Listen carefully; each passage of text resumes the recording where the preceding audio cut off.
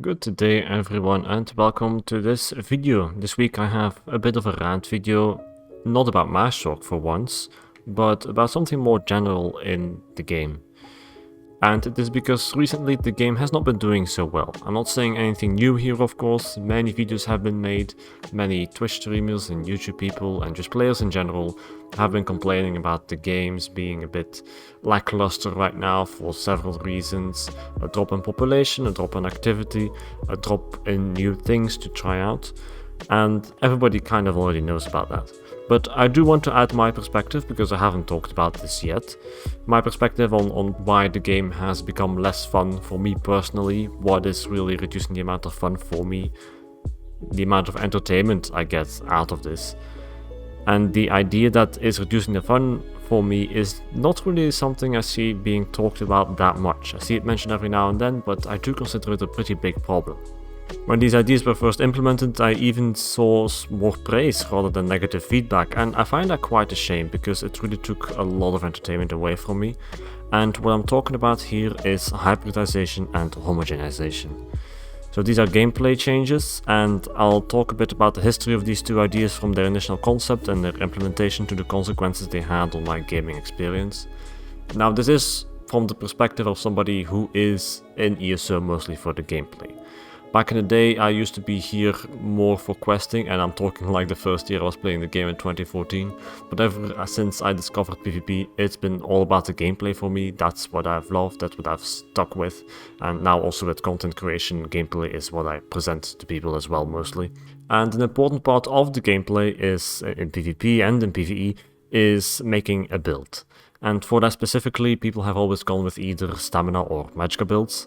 The idea of hybrid builds has a long history in ESO as well, but they are way more niche. Back from the start, when there was a much stronger division between stamina and magicka specs, there were some people that wanted to try and play around with hybrid builds, and some of the devs gave this thought as well. Think for example about the earlier iteration of the Paladin set that would equal your spell and weapon damage to the highest value.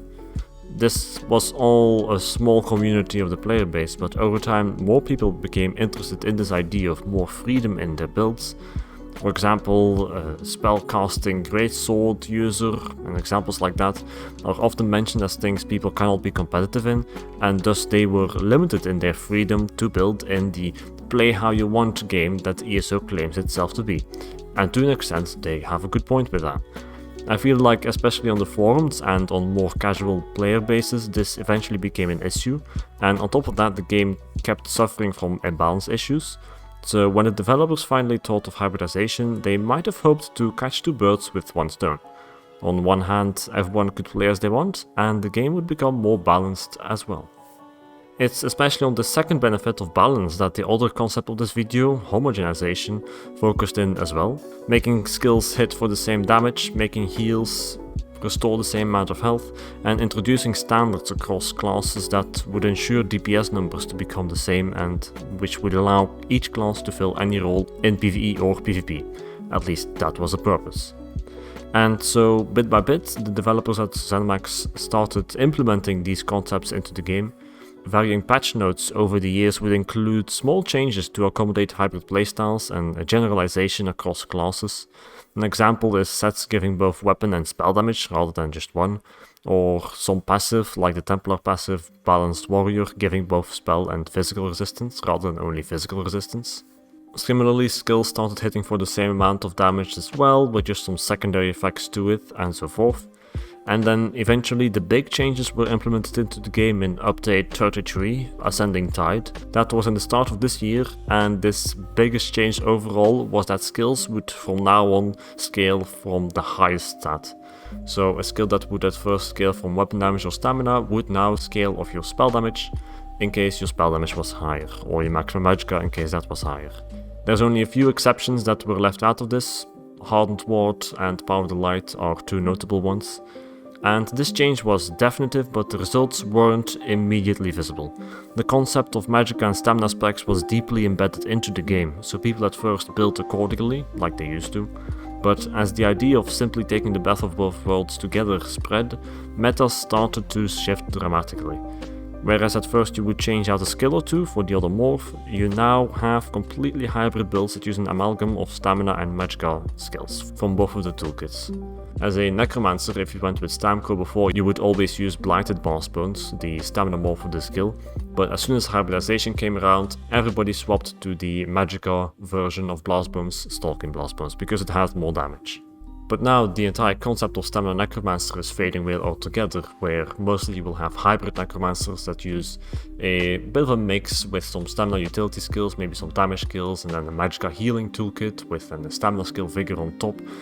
The simple concept is disappearing and a hybrid necromancer has come in place. And as a result of these hybridization changes, new builds were being made. Hybrid versions, like what I just mentioned, what was first a magicka and stamina spec, now became a mix of the two. And many people liked it for how many new builds it brought into the game. But as you can tell from my example, on the other hand, we lost way more variety than we gained. And I barely ever see that mentioned. In PvE especially, but also in PvP, everyone started to use the same weapons and skills, even across magicka and stamina specs, as that is simply the meta, the best way to do it, the most DPS. In PvP too, some weapons became the best for front bar or back bar, no matter whether you're playing magicka or stamina.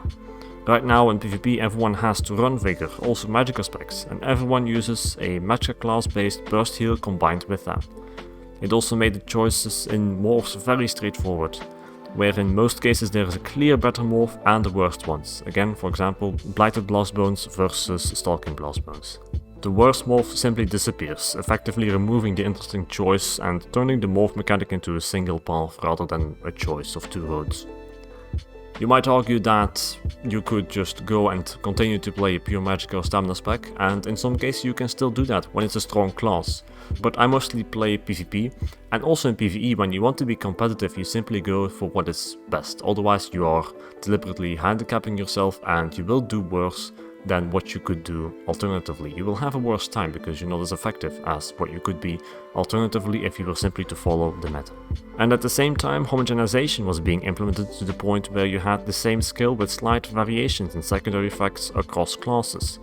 As I mentioned earlier, the spammable, it becomes the same damage across skill lines, weapon skill lines, class skill lines, and then next to that you have a delayed burst skill that hits after a couple seconds as well. For healing you have Honor the Dead, Arctic Blast, Healthy Offering, Dragon Blood and Resistant Flesh. These skills all do basically the same thing. Unique spammables like Jabs and Flurry were brought more in line with other spammables to be something you can cast every second with Light Attack Weaving. They even made new animations for the sake of homogenization instead of bringing out a new skill line or mechanic. That's how much ZOS wanted to have homogenization into the game. For PvE, players start to use the same basic skill layout with the same weapons, only changing out a few class skills to those of another class with the same functionality. For PvP, some skills and ults became a must-have for every class. Think of, for example, Vigor mentioned earlier. Every singular class has to use Vigor now, because it is simply a really good heal over time, and both magicka and stamina specs can use it. Many classes were also pushed into a brawler playstyle, relying on a burst heal and varying HOTS to survive and a melee toolkit for damage. Most Warden, Templars and virtually all Necromancers and Decays, and also even much of the Nightblade population, are doing the exact same thing right now. There are only secondary differences and an alternative color of your skills. The principal idea of survivability, healing and damage toolkit remains the same. You always have a burst heal with a heal over time, a burst skill with some spammable and maybe a dot on top, and then some utility skills. Of course, this is not yet true in all cases. I might be exaggerating here a little bit. Unique mechanics still exist, and there are no equals to skills like Cloak, Streak, Shade, Shimmering Shield and Necrotic Potency, to name a few. But these mostly concern utility and secondary skills, rather than the major healing and damaging skills. This variability is getting chipped away gradually. This means that the core mechanics remain the same across classes. Similarly, some identity between magicka and stamina still exists, such as magicka Frost-based Warden, a new spec that I've been enjoying recently, and Stamina Warden. But it is but a weak reminder of the variability we had before between magicka and Stamina Warden. Essentially, this is all one step forward, two steps back. We got a lot of new things to play around with, but we lost so much in the progress. So much variability in builds, in gameplay styles, where new things were introduced, but we lost twice as much in the old things. And while this may make the game more easy to understand for new players, from my perspective, an endgame PvPer, it becomes increasingly dull. Sometimes I see other people mentioning this as well. I think it's especially something that the endgame community suffers from, yet again. Newer players, they will not care as much, because as a new player, this game is huge. The amount of gameplay it offers is still also huge. But for somebody who's been in the game for a long time, this is a pretty boring change, these two concepts. They take away fun, they make the game less enjoyable to play, they make it less incentive for me to log in to get some gameplay and all that, and they make it also to the point where I notice that more and more I just play ESO for the content creation, which I love doing and which I continue to do it thanks to the support of you guys too. But on top of that, I also just go play more other games when I'm not working on purely content creation. And the time I spend playing ESO just because of the fun of it is simply reducing more and more. And that kind of worries me. Or maybe it shouldn't. I mean, in the end, I still do what is fun, of course. I wouldn't keep playing ESO outside of, for example, content creation if I don't have fun for it. And similarly, I will keep on doing that in the future. So we will see where that goes. On top of that, of course, my main class, Magic Assaulter, has been dead for a while too, but I have always enjoyed other classes too. There's plenty of gameplay of that throughout my YouTube channel, but there too, I notice I have been having less fun, and it becomes more and more about the content creation and less about actually just having fun playing the game. But I will finish the video with that. I may hope this will change sometime, maybe it will not change. I don't think there is really a feedback loop to be had here, but I hope you guys enjoyed watching this video, that maybe it was insightful. If you want to consider subscribing, that would be very welcome. There's also a Patreon if you want to support the channel this way. And surely for now, I will still continue doing the content creation, you don't have to worry about that. So stay tuned for next week for a new build or some gameplay or a montage or another rant video, who knows. But it will keep on going for now for sure. I'm just saying that this is not something I'm really happy with how this is going.